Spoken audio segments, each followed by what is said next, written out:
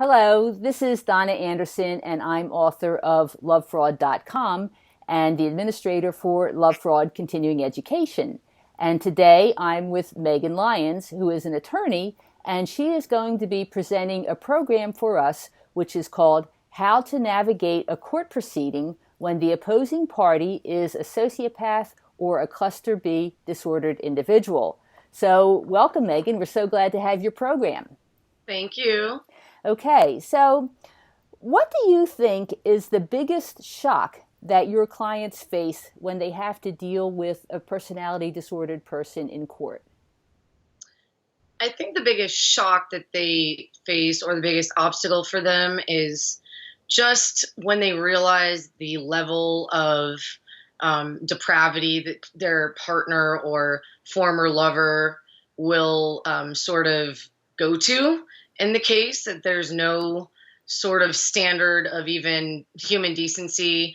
I think that's really the toughest thing, because the pathological lies and tactics that are employed are certainly below the level of maybe even something that they could contemplate that their former lover would do, just because of the fact that it is in court. There's you're under the penalties of perjury, so there would be a presumption, at least for a reasonable person, that certain things like lying would not be something to worry about.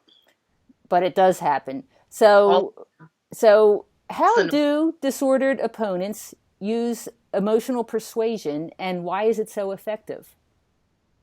Well, typically, if they are a skilled actor, and when they are preying on the emotional vulnerabilities of their adversary and their target, which is usually going to be a far more compassionate and empathetic human, preying on that vulnerability, and that would be compounded with using fear-based tactics, such as even being in the courtroom. It's a very heavy energy. If we're dealing with a pathological sociopath, narcissist, or antisocial personality disordered individual, they almost welcome such an environment because it's used to their advantage.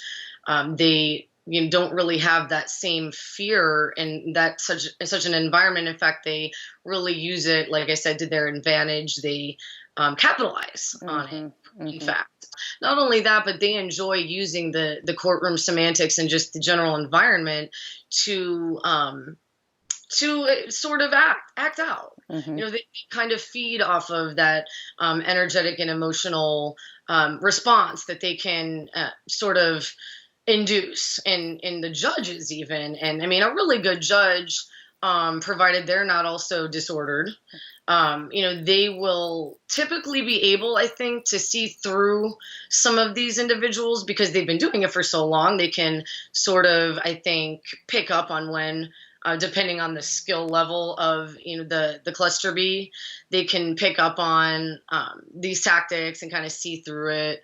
But in other cases, when we're dealing with maybe a new judge or just a judge that's unfamiliar with the disorder, and when their emotions are also being triggered, then they may not. So what are a couple of the strategies that you'll be presenting in your webinar to help the clients who have to go into court against these folks?